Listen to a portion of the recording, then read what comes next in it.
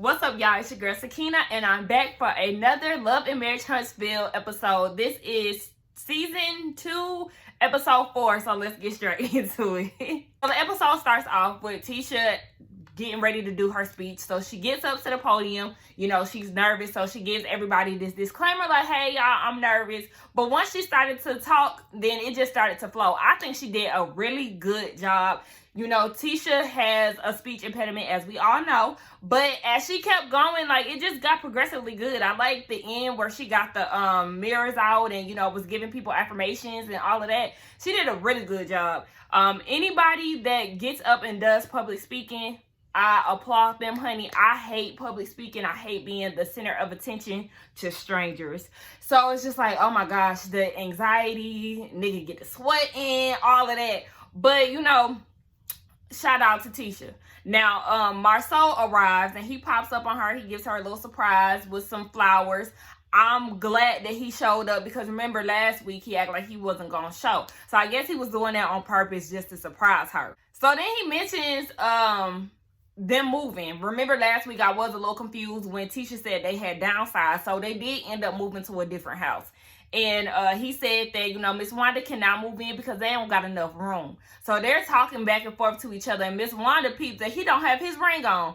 And it's just like, oh my gosh, bruh, why aren't you wearing your ring? You here to support your wife. Where the hell your ring at? And I mean, he could have forgot, but still, it's like, damn, you want to make sure that you have it. Why ain't you wearing it? Now, speaking of Miss Wanda, she over to the side talking about Mel to Tisha's new friend April. So April is her sorority sister. They've been real cool. They've been friends for a year now. And she's telling April about the whole Mel situation. And it's just like, bruh, Miss Wanda, why are you even doing all of that? And April's whole thing is, you know, misery loves company because Mel's husband is out in the streets. I guess Marsau is supposed to be too. But my thing is, Miss April, you don't really know they beef all like that from what it sounds like. I don't know. She might. But to me, I just feel like you need to be neutral because you don't know Mel like that. So just be like, you know, kind of get off into another conversation. You trying to be in the mix is just like, girl, be quiet. Now, Kimmy comes up and she gives Tisha, you know, her flowers. Not literally, but, you know, she congratulating her or whatever. And Miss Wanda on the side being messy. Oh, yeah. I'm glad you came. You know, Kimmy always gonna come. Kimmy always gonna come. And Kimmy peeped that like, what's all of that? Like, what is you doing all of that for? So then she asks like, oh, did you talk to Mel? I'm just trying to see why she's upset with Tisha. It's like, what is Miss Wanda's obsession with Mel? That shit is annoying as hell. Like, girl, just mind your business. You super pressed about somebody who got beef with your daughter. To me, you more pressed about Mel than Tisha is. Like, girl, have a seat, please. Then she says that she doesn't like fake people when Kimmy had called her out on it. It's like, how do you even assess that Kimmy is fake? Like, she is in the middle of a beef between two friends. She ain't being messy or nothing like that. I mean, she needs to stop trying to be the mediator, yeah, but that don't label her as fake. And Kimmy is like, look, I don't have time for that. I'm not Marsau. I'm not about to sit here and entertain Wanda. She can get the hell on with that. And I agree. Like, girl, get the fuck out of here with that shit. I forgot, too. That's when Wanda went and told Tisha about Marsau not wearing his ring. It's just like, it's the time and the place for that. You did not have to go and try to bring up some emotions in your daughter on her special night. She just accomplished something that she was nervous to do. Like, girl, like Kimmy said, you don't think before you talk. Like, you just be going. You be looking for the mess. Like, I don't like old people like that. Them the old people that get cussed the fuck out because they don't know how to mind their business. So Mel and Martell are at the house and Mel's mom comes over. They talk about how they're looking for a nanny. And they go through all the criteria that they would need. Martell said that she can't have any kids. She don't need to have nothing going on. I guess they just need a full-time nanny since they got 4 kids now. But Mel chimed in and was like, yeah, they can't, they got to be able to handle Martell's arrogance. And then her mom, or his mouth or something like that, and her mom was like, yeah, he's arrogant. So Martell was like, damn, you can't say that. She was like, yeah, I can't say it, but other people can't say that about you. And she goes off about how she defends them on social media. Martell said that they don't need to feed into that. But she was like, you know, if somebody is speaking negatively about y'all's character, then yeah, I'm going to speak on that because they don't know y'all. But my thing is, people on the internet is saying that Martell is arrogant and you co-signing it. So why you mad that people saying he arrogant if he really is? Like, it's not it's nothing to defend if he is that way, right? I don't know. But whatever. So then that was like a segue into the whole Marsau saying that there's a sex tape on her mom. So I guess all of this stems from, what's his name? Marcus or Mark, which is Marsau's brother. Now that's his oldest brother. And they were saying that Mel's mom had a relationship with him. Now, they say that it didn't happen. They just worked together at Scopes. Now, Scopes is that, I don't know if it's the contracting company. I think it's the contracting company that Marsau has, because they always sport in the logos and stuff like that. I don't know. Yeah, her mom said that she helped build it up from the ground up. So, you know, they have a business relationship, which turned into a friendship. So they have a strong relationship. But she said she looked at Marsau totally different now for even trying to spread them nasty lies. And she said, and if it was a sex tape out there, baby, I'm single and I'm grown. Like, I can do whatever the fuck I want. I like the fact that she said that. Like, yeah, bitch, I'm grown. Stay in your lane, nigga. So then Mel in her confessions was saying, I find it very inappropriate that Marsau wanted to bring my mom into the drama. Like, that's not okay. And I agree, like, yeah, nigga, why are you bringing up my mom? Like, that's just some lame ass shit. But then she was like, now, if I brought up a sex tape of you don't want to talk about that. She probably don't have one, but it's just like, yeah, nigga, be quiet. Because you got some skeletons in your closet too, nigga. So then, like, when she said that, Martell is over on the side saying, yeah, what he say? Big hips. What he say? Oh, fat boy, big hips. And I'm like, ugh. Mel was like, now, you know he lost a lot of weight. Now, stop that. I like the fact that Mel do not go with everything that her man says. Because Martell is a real hoe. Like, he be acting like a hoe nigga. And I don't like that. Like, I was so turned off by that. Like, you just a gossiper. Like, you love this type of shit. You really feed off of it.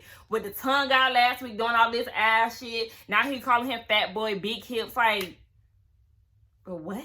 Nigga, your comebacks is corny as fuck.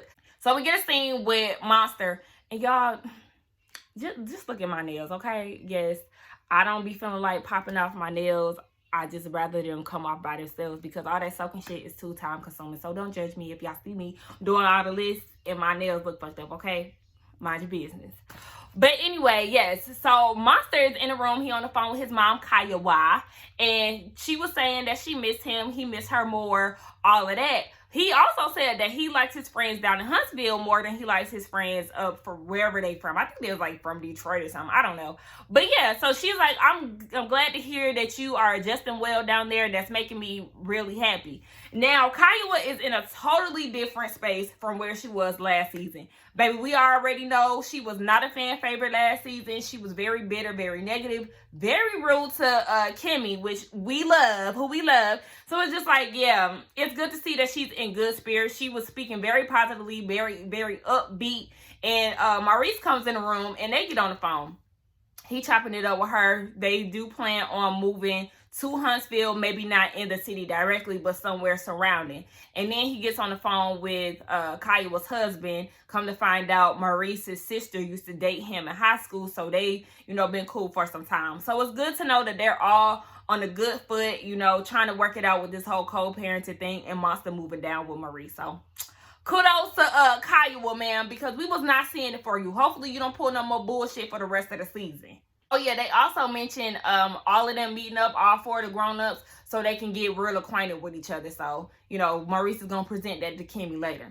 Now we get a scene with Marsau and all these M's, Marsau, Maurice, and Sadaric. They playing basketball or whatever. So then they start talking about kids and adjusting to all of that. Marsau's thing is, you know, his kids have 3 different schedules and he got to go pick up one of them earlier than the others. And, you know, Tish is away. I guess he said Tish has periods of time where she goes away for school. So I don't think she necessarily goes to school locally or something. I don't know. Y'all help me explain that. But that's what it sounded like he was saying.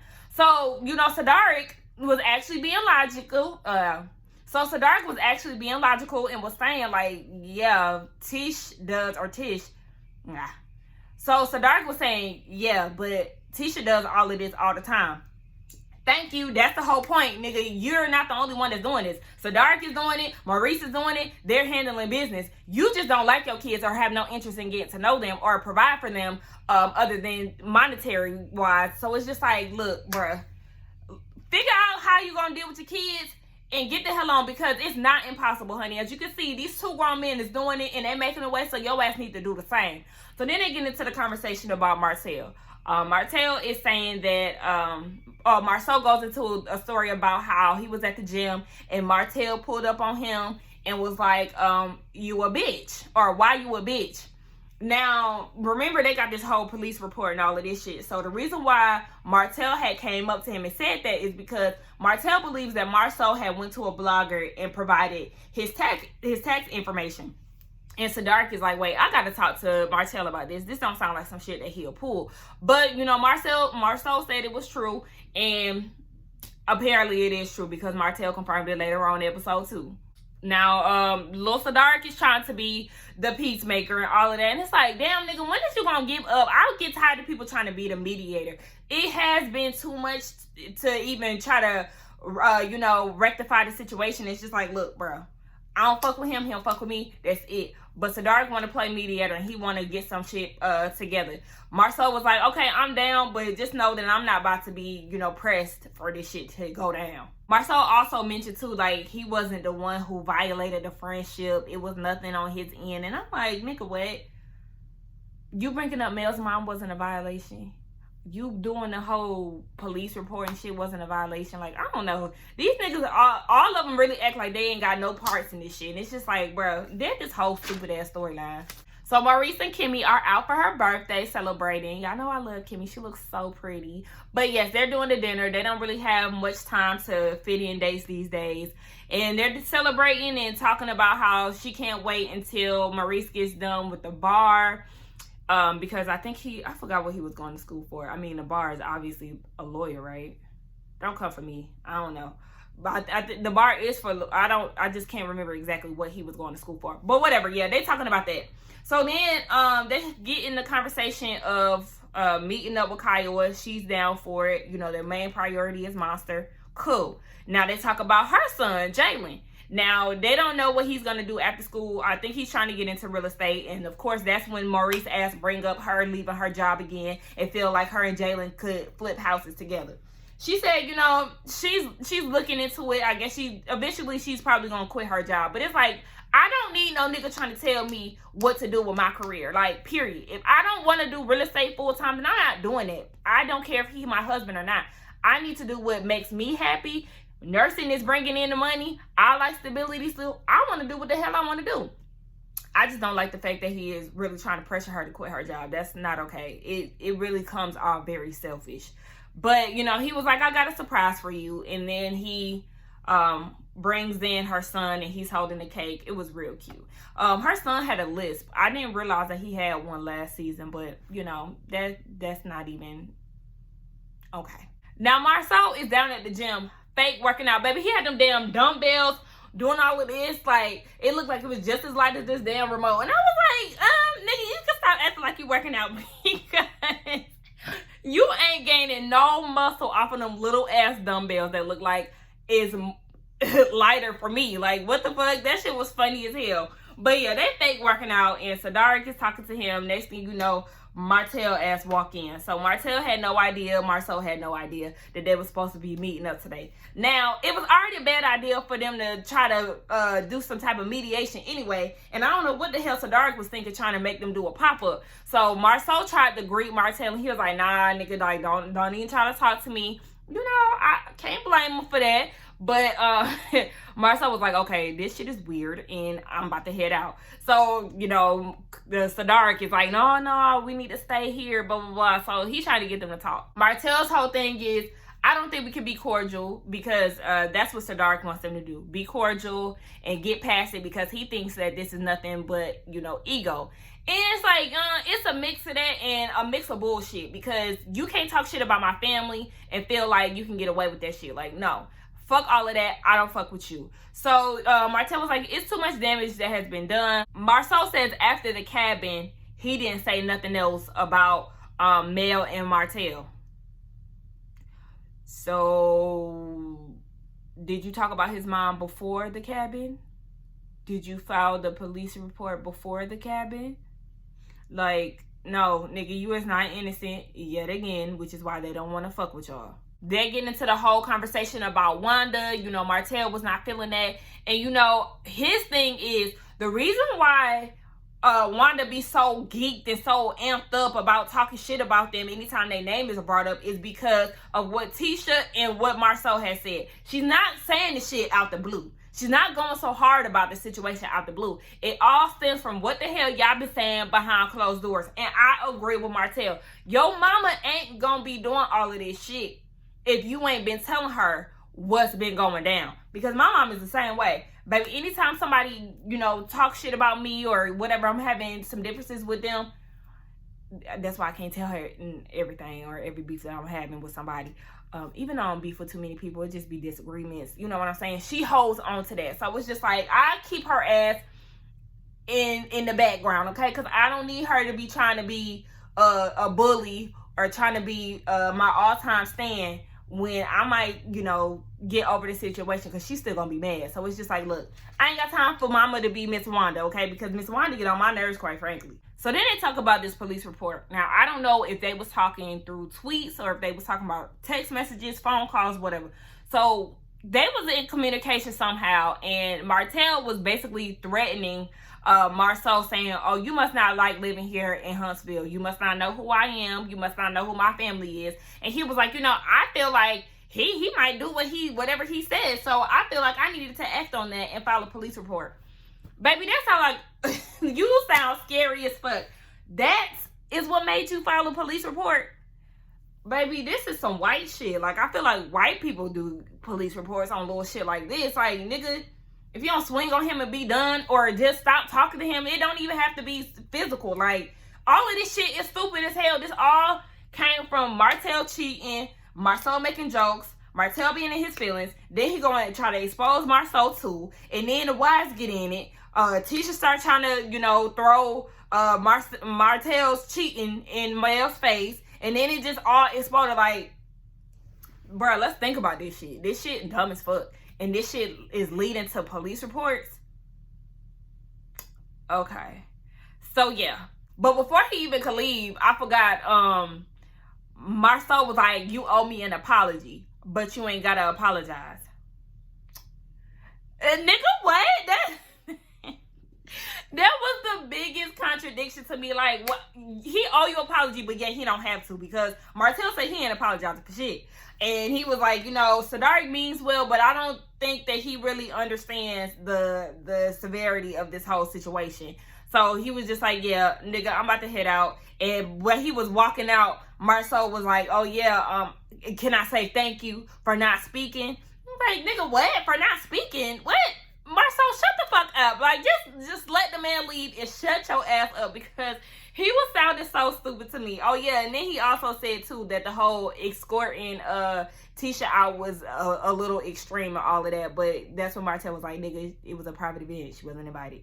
Goodbye. Like, I was over that scene. So then Marsau goes home to Tisha and gives her the story about what happened at the gym.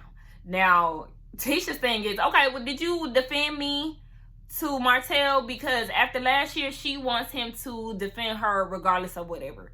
She feels like he didn't defend her, but he really did, because, you know, he was like, I think that was too much. Like, yeah, she shouldn't have came, and I told her that, you know, we are not in the right place with them to be doing pop-ups, but y'all escorting her out was too much. So he did his part with that, you know, clap it up for him or whatever the fuck for finally defending you, or lightly defending you, whatever the hell. Then he goes into this whole thing about, you know, I can't defend you. He was basically saying, I can't defend you if you're always going out of the protected zone. Like, nigga, what?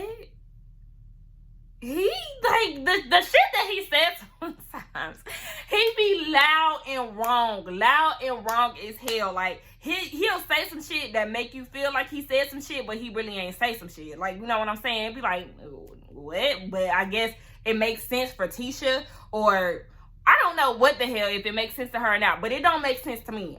Do it make sense to y'all? It's like, okay, nigga, so your protection has a limit to it. You got a radius around your protection zone. What is it? 5 miles, 2 miles, 3 miles, 1 mile? Because you really don't do a good job at protecting your wife, truth be told. So it's just like, okay. So Martell and Mel are down at the Holtz offices and whatnots, and he's talking to some clients. Now they keep talking about, well, when did you make this deal? When did you do this? But they didn't say what that deal was with the client. So I'm not sure what the hell is going on. Martell was like, you know, you so busy, I decided to leave you out of it type shit. So she was like, that's okay. We just gonna have a friendly competition and see who makes the most money for 2020. Child, don't do no shit like that with him, because that's gonna bruise his little ego, because clearly you the one who's getting all the shine and not him. So then they start talking about Marsau. And then Mel didn't know about the whole gym situation, the previous gym situation with Marsau or Martell asking him why he a little bitch. And Mel's whole thing is, see, we can't do this with anger. Like, you got to learn how to do it some other way, because Mel's whole thing is she fights with her words. Me too, sis. I got a smart ass mouth when I'm pushed, okay? Don't push me. I don't like confrontation, but if you take me there, then I'm gonna say some shit that you don't like, and then you gonna want to fight me. I don't fight. I can't see myself putting my hands on somebody. I have had those emotions before, but like I said, I'm not a fighter. I use these words, okay? Now, I guess when Mel was saying something about using his words, Martell said something about he don't have female tendencies.